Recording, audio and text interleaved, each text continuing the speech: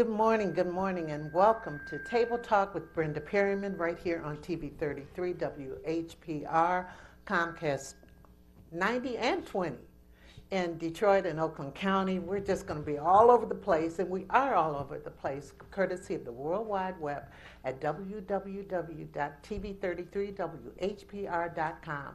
And you can call in this morning because we have some interesting talk for you.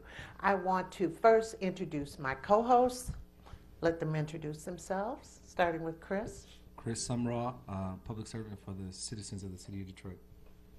Good morning, Tamika Ashford, Public Relations Consultant for the Ashford Agency. And good morning, my name is Robert Thomas. I'm the current Vice Chairman of the City of Detroit Board of Zoning Appeals. Well, welcome everybody.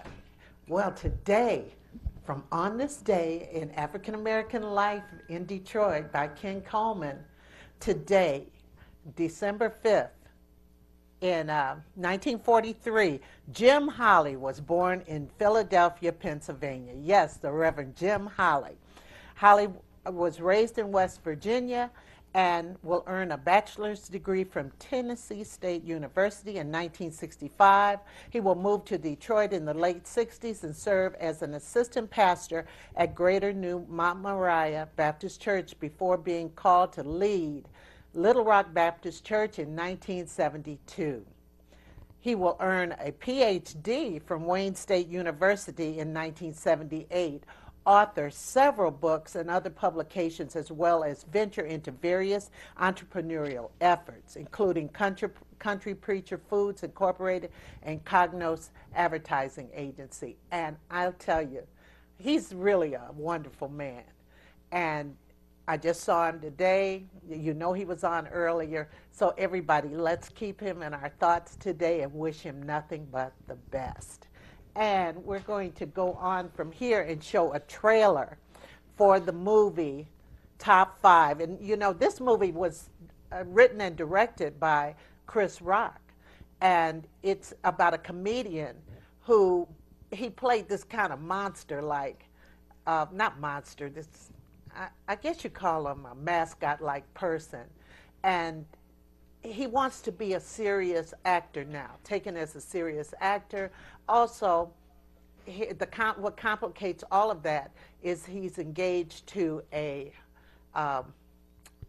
reality star person played by Gabrielle Union, and she wants everything to be public. So they're at two ends of the spectrum. And then there comes a reporter who wants him to be real. So let's look at that real quick.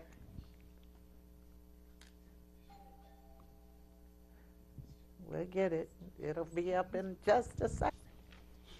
Okay, there you go. I mean, Cedric the Entertainer is very funny in this movie. He sits up and says about those hangers. He says, yeah, I need some of those hangers. And then he said, oh, they got them. It's, you know how they hang. You can't get the whole hanger off the hotel room and everything. It's just going to be funny. Now, we're offering passes for this. And if you call in, you can get a pass. Someone will call you back. You could call into our station, 313-868-0342, 868-0351. 868-4336. And we have to get their phone number. We're going to have to get their phone number, Miss Michelle, our producer. We have to get their phone number so that, and they could give you that so we could give it to the person who will send them the link. I'm sorry, Brenda, can you say the number one more time? They're right up there on the screen. Everyone wants, this is a special screening, right? Yes, and so you'll get to probably see it before everyone else, too, and that's a good thing. So, Michelle, we need their phone numbers so we could give it to Cornelius, all right? So that's name and phone numbers. That's all we need. All right, let's get to work. Now, you know the big talk is on Eric Gardner. It's Garner, really. I don't know why I put Gardner. What was your response to that, the fact that the grand jury was not going to indict him, indict the police officer who seemed to do the chokehold? You know what? Historically, the only thing that has changed is the calendar. That's it, the date on the calendar. I mean, historically, when you look at when black folks were colored, when black folks were Negroes, nothing has changed from the Emmett Till situation to situations that we're not even aware of. The only difference nowadays is that you have social media. And so now you see this particular situation being outplayed over and over again. But nothing is new. I mean, racism is still the elephant in the room. I feel like much more attention needs to be addressed here. I'm very concerned. On my own personal social media, I said I feel like it's ironic back in the day, again, when black folks were colored and Negroed, you had celebrities who were engaged and who were vocal. And I think the politicians back then were much more engaged. But right now, it feels like everyone is very silent. I'm very concerned. I'm not necessarily expecting for a cavalry to come in, but I do expect something to be done. And it feels like every week we're having the same conversation. And I'll say it again, if it happened in any other community, a stop would be put to this situation. You got to call a spade a spade. There is no regard for African American life, in particular with African American men. And the fact that a police officer can just take a life without no regard, go through zero protocol, it's very alarming. I'm very concerned. Absolutely. Well, you put something on your Facebook this morning, and you put something on there that dealt with, you showed Radio Raheem getting chokehold, and then you're looking at Eric Gardner, too. Art imitating life, yeah. And Spike Lee had he made that same reference too, right after the failed indictment. And quite frankly, Brenda, out of 165,000 indictments that was held in, was it 2010, 2009, there was only 11 failed indictments. Literally, you can indict anybody, anything, and this didn't happen. And not just that, it was evidence there that, hey, this guy said 11 times, I can't breathe, I can't breathe, I can't breathe, I can't breathe, etc. And he could not breathe. They had us, he was choking him out. They was on his back. It was evident that something should have happened. Well, I don't think anybody else in the community is doing this today. I actually have a New York City policeman calling into the show to tell me his perspective on it and so forth. Chris? I'm sure that call will be an interesting call because I have several friends in law enforcement, and they have a different perspective on a lot of these cases, including Ferguson and this Garner death, homicide. But I think the general perspective is that of the community. Most of us don't have the luxury of having a badge and a gun at our disposal, and so we don't have the position or the comfort to look at things that way. I saw a short clip by Sean Combs.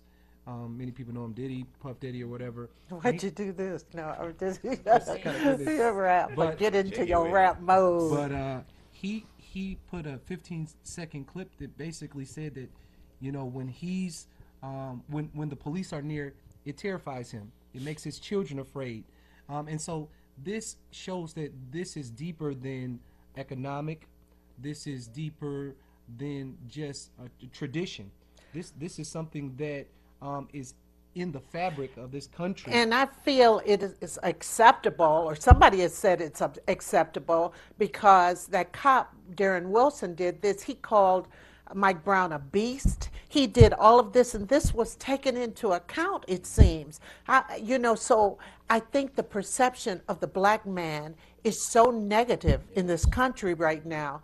And some people are very happy about that, unfortunately. And what you're saying is correct, Chris.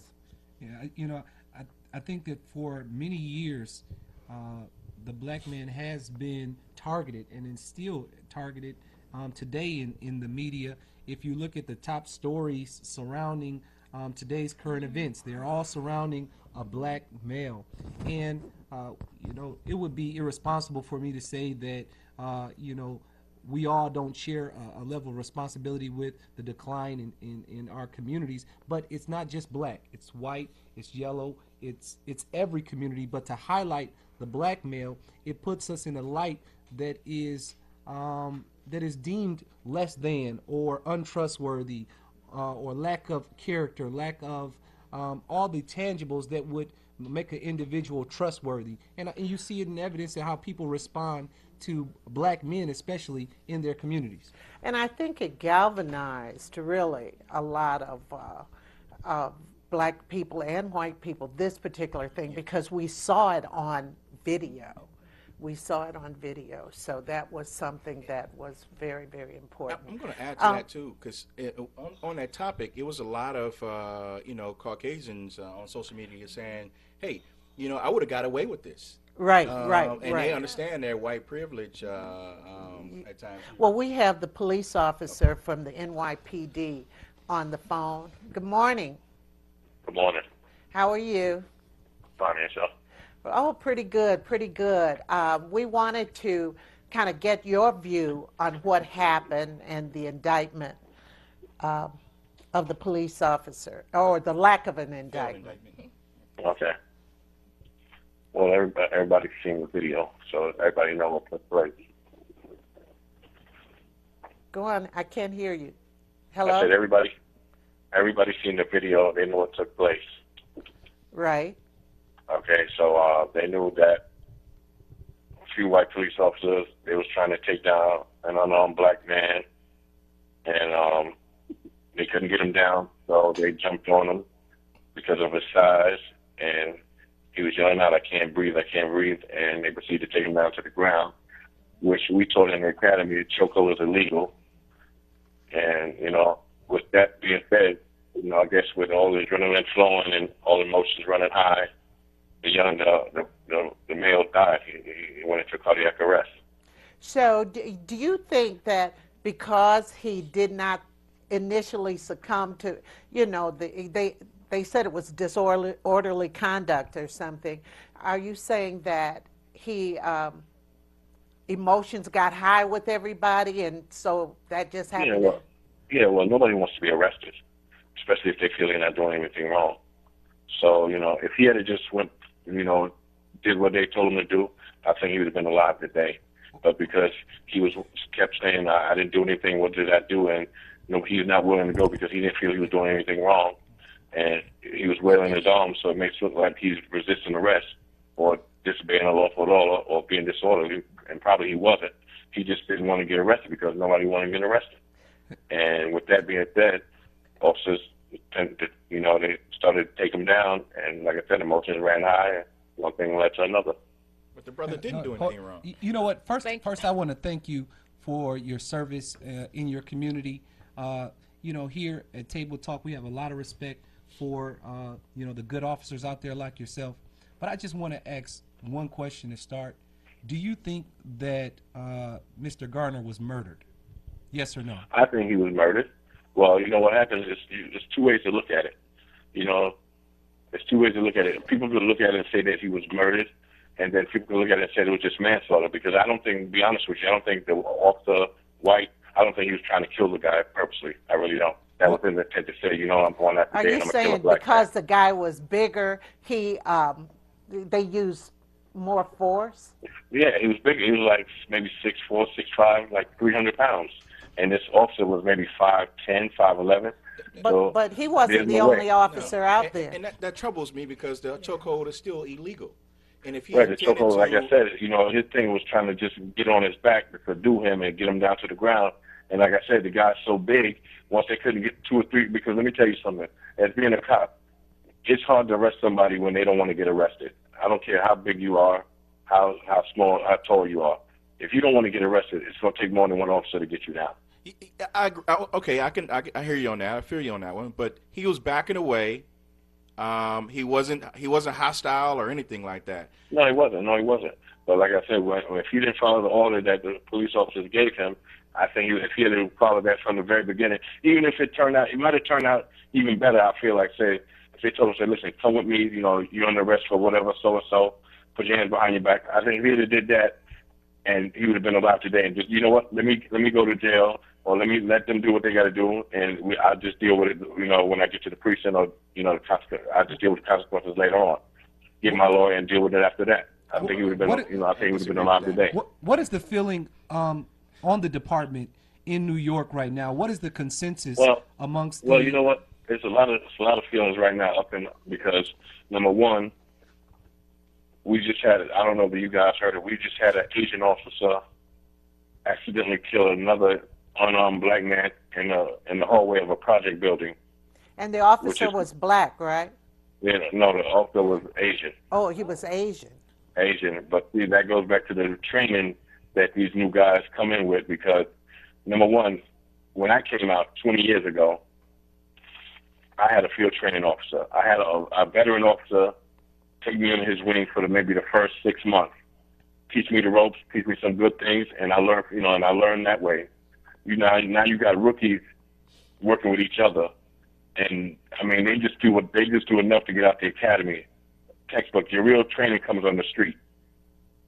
So now when this officer is coming up in a large project building, New York City housing building, which they call the Louis Pink houses, it's about 20 stories. And in all these projects, the hallways are dark, all the lights aren't working, the elevators sometimes aren't working, and they were going upstairs to do what they call a vertical, which means they have to go upstairs, check the roof, make sure the roof is secure, make sure that nothing's going on upstairs on the roof.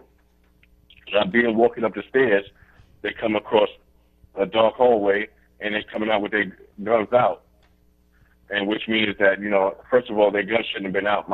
That's number one. Their guns shouldn't have been out. If anything, put your hand on your holster, and then if you have to draw your weapon, then you go from there. But this officer had his gun out with his hand on the trigger, and he didn't intentionally shoot this brother coming down the stairs. He got startled because the brother was running down the stairs, and he just heard a noise, and he got startled. And when you get startled and your hand is on your fingers on the trigger, you jump back, your finger jumps back on the trigger and pulls it back. And actually, he hit the wall, and the bullet ricocheted off the wall and hit the man in the chest. So that's how he died. So it wasn't like he was intentionally to kill him. That just goes back to training. We didn't hear about that one. Yeah, so you're not going to hear about that. All you're hearing about is the white and black, the race colors with the unarmed black Trayvon Martin and Michael Ferguson. That's all you're going to hear about. Now, really, we're concerned over this police state, though. You just made a statement saying that he should have complied. When I gotta say that I always don't comply. I want to know exactly why I'm under arrest. I need this information. Well, you know what? My hands behind my back. You ask that question, and listen, why am I being arrested? Sir, listen, do me a favor. Just put your hands behind your back. I'll explain everything to you later when we get to the precinct. Yeah. I have a 16-year-old son, and I tell him every day, if a police officer stops you for any question, keep your hands where you can see them. Keep your hands out of your pockets and follow his direct orders, and then do what he asks you to do. And then if he has to put his handcuffs on you for whatever reason, don't get scared. When you get to the precinct, you call me, and then we'll deal with it from there. Don't make no sudden moves. Don't put your hand in your pocket.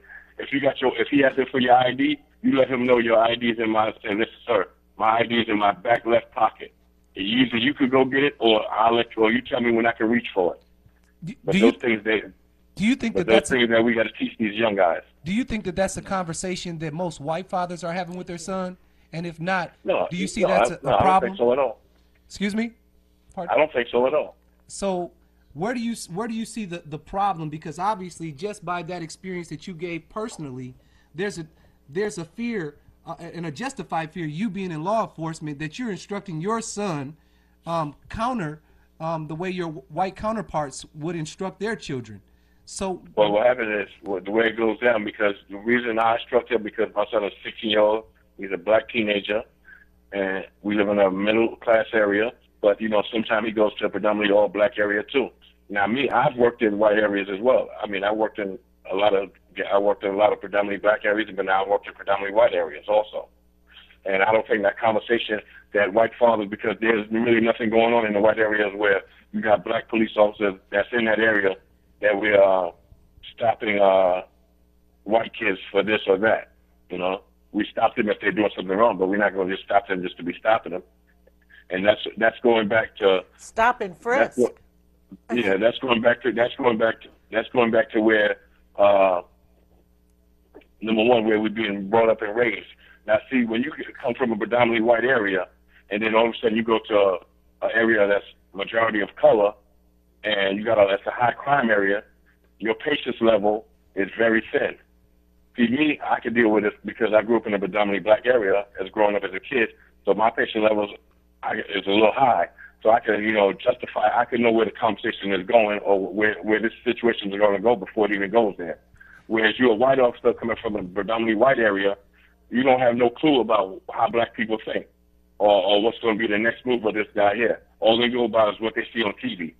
Right, absolutely. Yeah, but it's a double standard that. And let me be quite frankly, if this was a black officer that did that, it wouldn't be they would talk about it, but it wouldn't be such of a big deal as far as race is concerned. Everybody's making a big deal about the race issue because there's a white officer and there's a black guy. I think if it was a black officer, I don't think that Eric Gardner would be killed. Earlier on, Exactly my point. If it was a black officer, like I said, our patience and our tolerance level is a lot higher than white officers because we grew up in these certain areas and we know how to deal with our own people.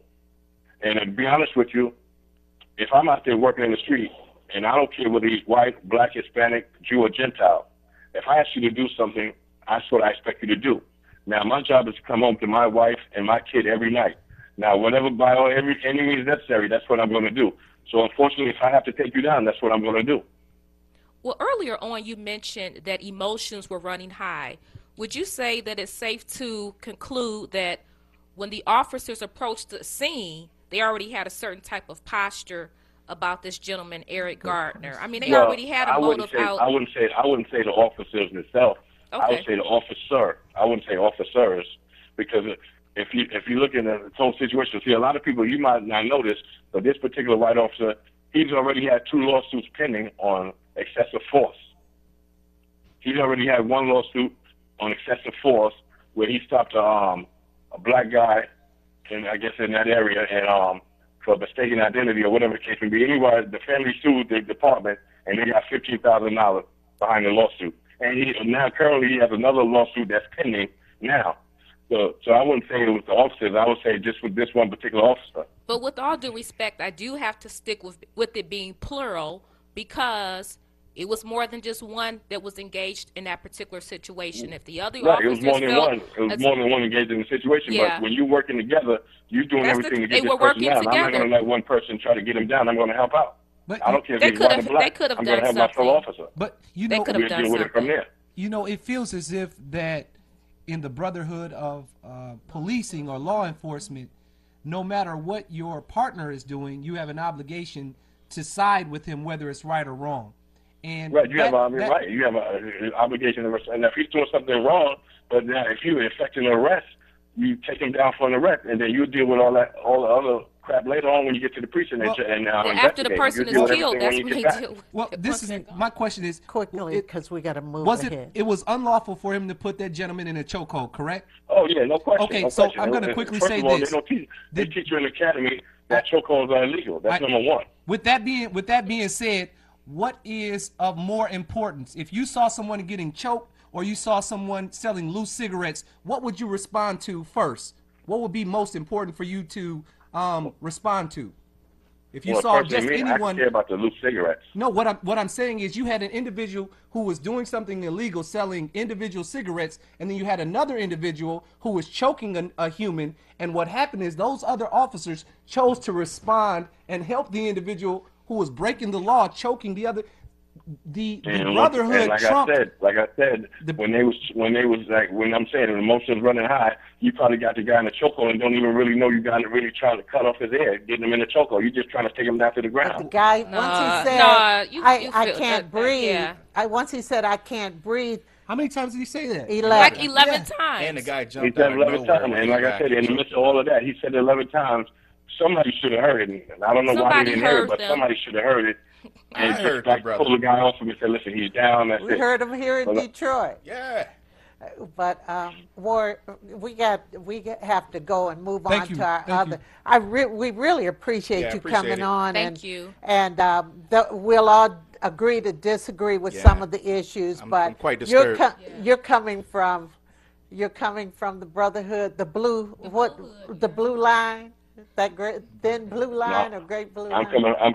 coming from protecting myself Oh, okay. and my family. I don't deal with that blue line. Matter of fact, I'm in an organization now called BCAP, called Black Cops Against Police Brutality, and that's what we do.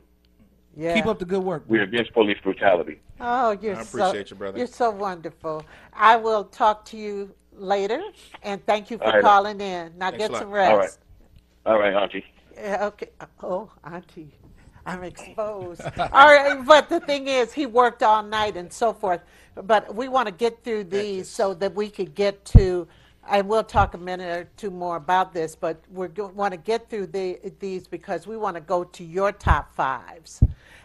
We talking about Chris Rock and the top 5 things. So we want to go to your top 5. And I hope we don't argue. Okay, but All right. okay, I'll see you. Bye-bye. Okay. Bye-bye. And okay, as far we know that the feds are looking into this. There's a great, and the police department is looking into this. And what gets me is that police chief. At first he said we're not going to take that chokehold stuff, and now today he's defending it. That bothered me. There's a contrary to what the gentleman on the line said. There's a brotherhood that is clearly visible to all those outside of it, that exists, that is unlawful, and it's okay for officers in uniform and out of uniform a lot of times to break the law.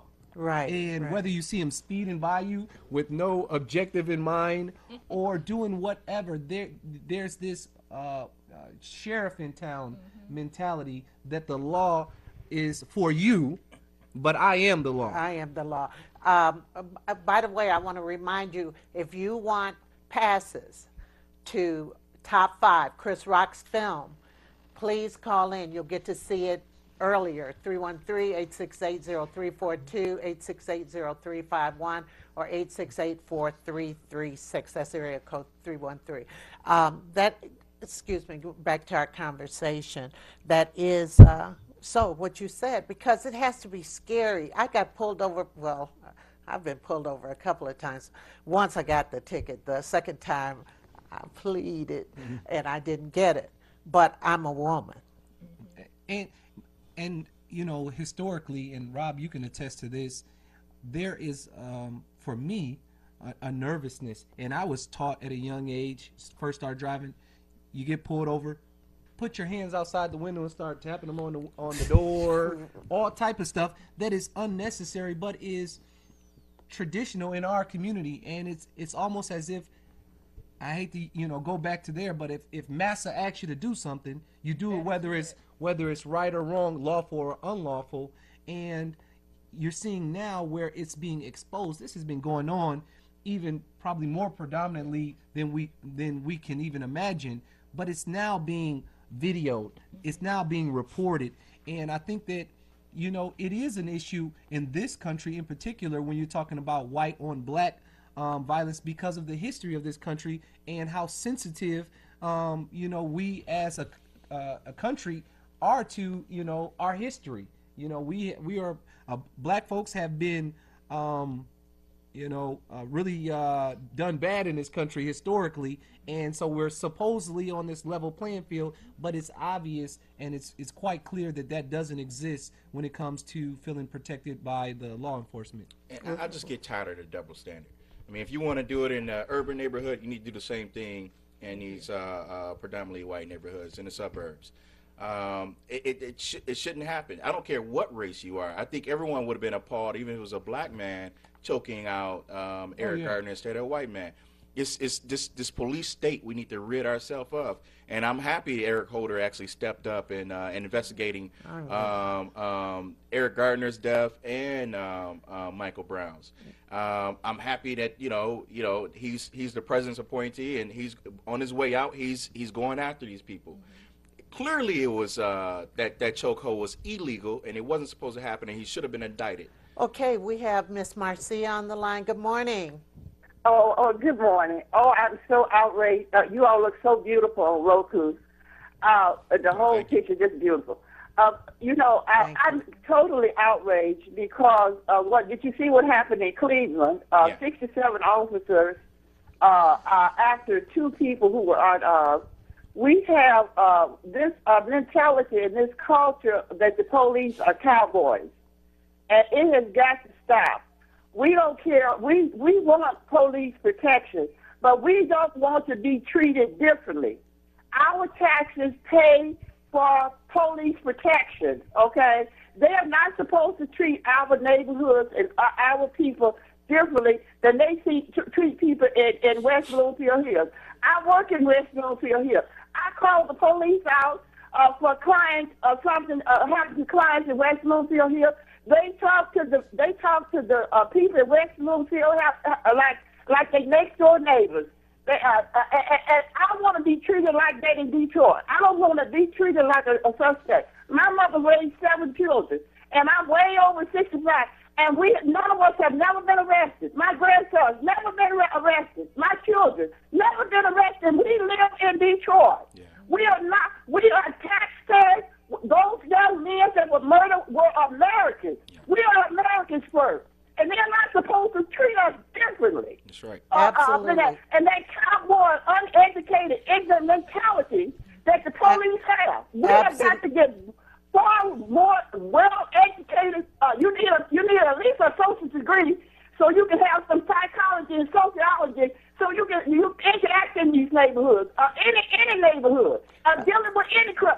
First of all, if he's a criminal, he's still an American. Right. We are still Americans. If we are criminals, we are Americans first, and we have rights, and we have the rights and animal rights to be treated like real human beings. Thank you. absolutely right. Thank you, Miss Marcia. Nobody's Thank supposed you to die over so survival. much. We agree with you. Thank you so much, and we're going to continue to make this a. I think I the want problem to- is Okay, we're thank guilty. you, Miss Marcia.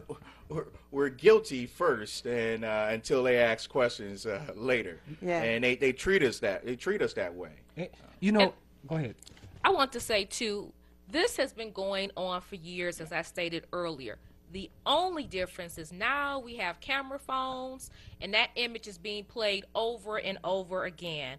For hundreds of years, the playing field has never been leveled. It's not going to be leveled. I mean, thank God we do have an African-American president, but we can see the great deal of disrespect that's being shown to him. America is very racist. We cannot afford to not sound the alarm on this. You know, we can't just move on to business as usual. We need to engage with our elected officials, our Congress, our celebrities, even within our own community. We need to be the cavalry here. Again, we cannot afford to continuously have this conversation week after week. The only thing that changes is the date on the calendar and the victim.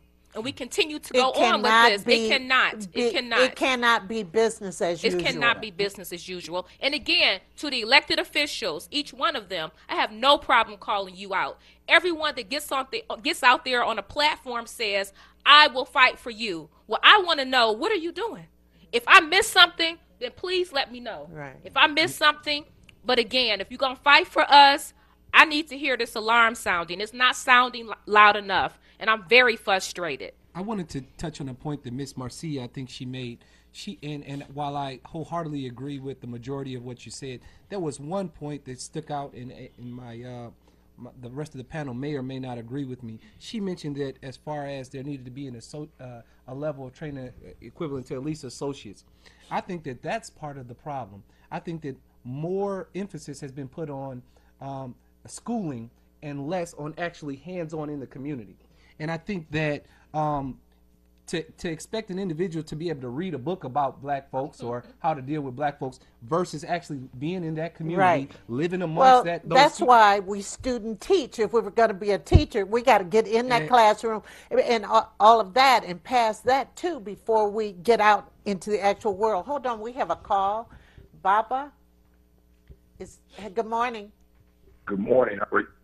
Oh, I'm just fine. How do you pronounce your name? My name is Baba Nkosi. Okay, I said Bob. I was right. Good morning. Okay, Morning. could we have your comment? Okay, I'm watching all this, the marching. That's a great solidarity movement. I'm with that 100%. But my own personal opinion is this. It only matters that if the people you're protesting cares. I mean, that's all fine and good that we're sticking together as a nation. But like your brother said, this is nothing new. I'm 59 years old, and like your brother said, we were taught to put our hands outside the window and all of that. So we've been living in a police state. I think what we need to do as individuals is we need to a total program system change. But once again, if you're negotiating with tanks against rocks, it's not going to work. We have to find some type of common ground. We have to Because- change the culture, don't you think, of the police department? I agree. But we have to start somewhere. And we have to start teaching our young men that we are an endangered species in this country. And until we deal with that, things haven't changed. We've been marching since I was born. I was born in I 55. don't march, even if I could, anymore because, see, I'm going to tell you, marching back in the day when in the 60s, which we did, at first it was kind of a shock because government or the powers that be never saw anything like that. Well, they see Right. it all the time now, so it's become passe and it doesn't impact them. We have to find other ways to galvanize. It seems like it's a social media movement, but I don't see us marching up on any changes. We have Right. to change the whole mental outlook on black men in this country. And that's all I wanted to say, and thank you, and I enjoy your program. Oh, thank you very much. Well, we're going to talk a couple of minutes more on this because I want to get into that topic about our top fives, okay? So let's kind of tie it up, and we're going to keep watching this as the time goes on. I think I'll wrap it up by speaking out to my fellow black men out there and I'll just tell you guys that do what you have to do to be safe. It's not right. It's not moral, but there have been times where my rights have been violated. But I'm here to talk about it today, and so unfortunately, until this matter is resolved in a way that seems to be in the future, be safe, and I'm praying for all of you. Okay, anybody else? I don't know. I think at the end of the day, I mean, this really just burns me up. It does.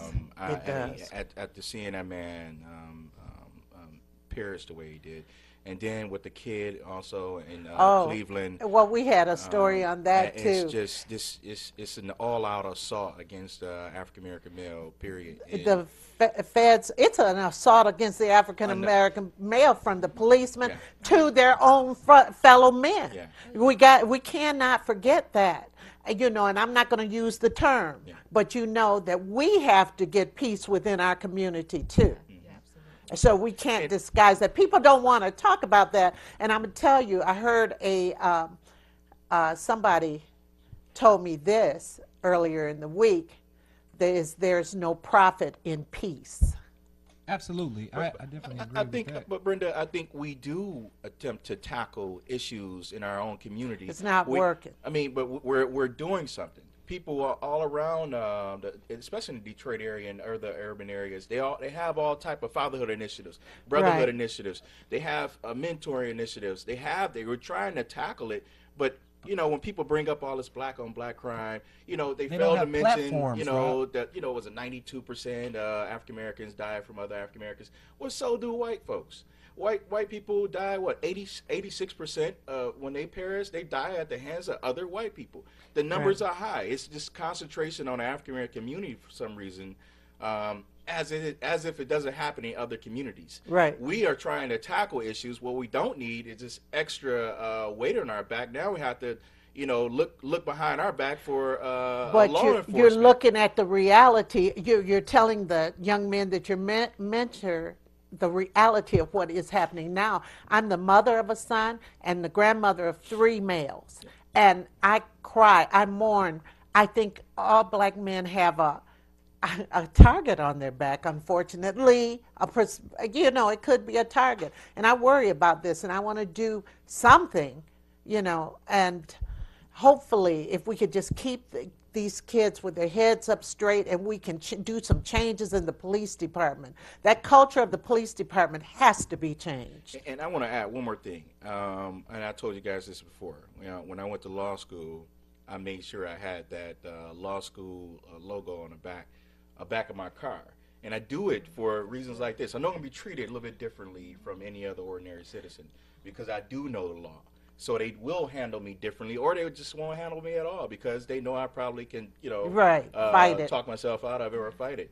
So they, I may have that advantage, but unfortunately for the laymen out there that don't, I have this really just burns me up when I see folks like this being treated wrong. Okay, thank you guys. Thank you. We're going to go straight. We had a lot to talk about this morning, but we got kind of waylaid.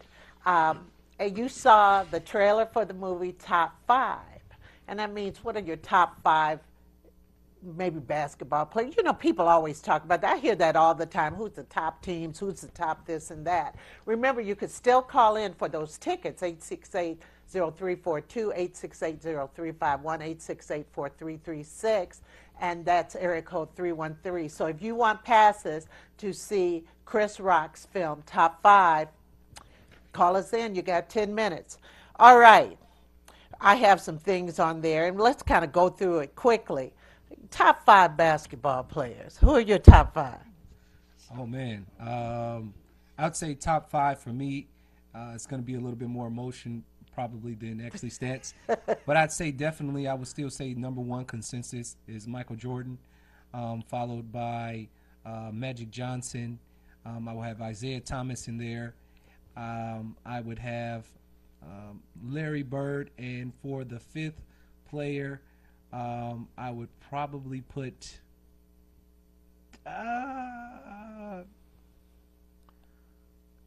Kobe.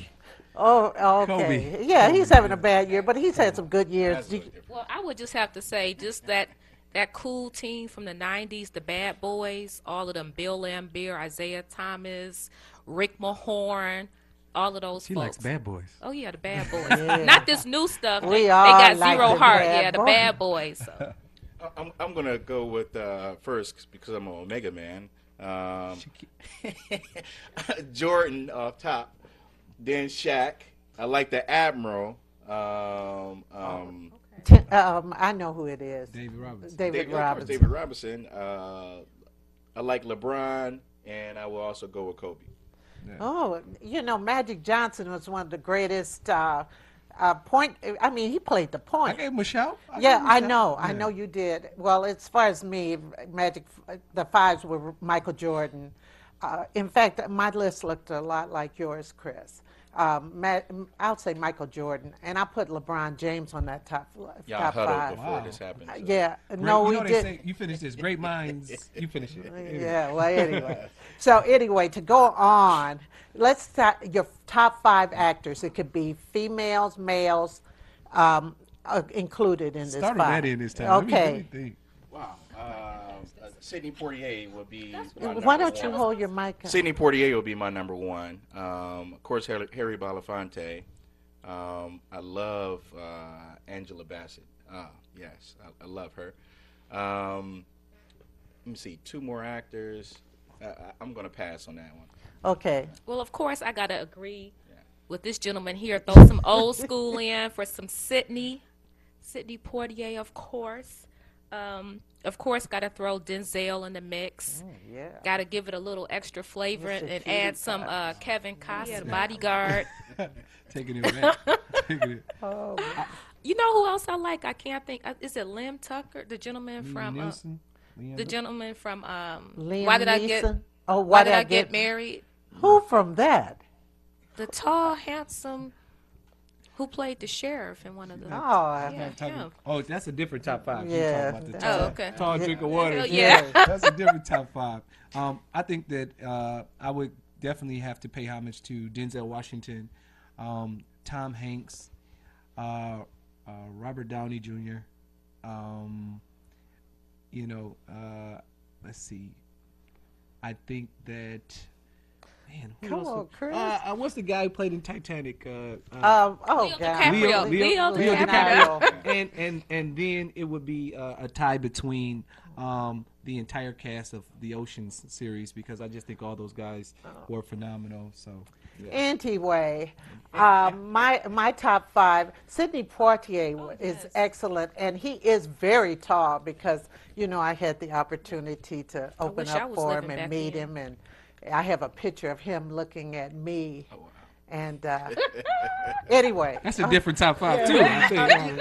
okay, slap my face. I like All them right. because they were activists, though. I love They that they part of were it. Yeah. they were, and we also been had engaged. they were activists, and more so activists than what we see Yeah, now. yeah, yeah. We They got a used new to word. start They- them. Yeah. Activists. And they helped to fund the cause as activists. well too. They didn't just get in front of the cameras, but they helped to fund it. The Ruby Dees, the Ozzie Davis, Ozzie Davis, they yeah. were very much engaged, Okay, let me finish. and they wrote a You gotta check. get- I'm sorry.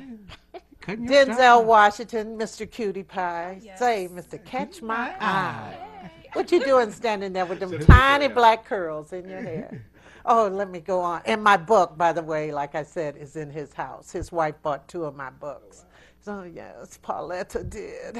All right, there's an old actor. I used to really love Humphrey Bogart. I thought he was excellent. I thought that, I think as far as, I don't want to bring up too many of the old actors because you all wouldn't know them, maybe. But these days, who I like, oh man, as far as women, I like, what's her name from How to Get Away with Murder, Viola Davis.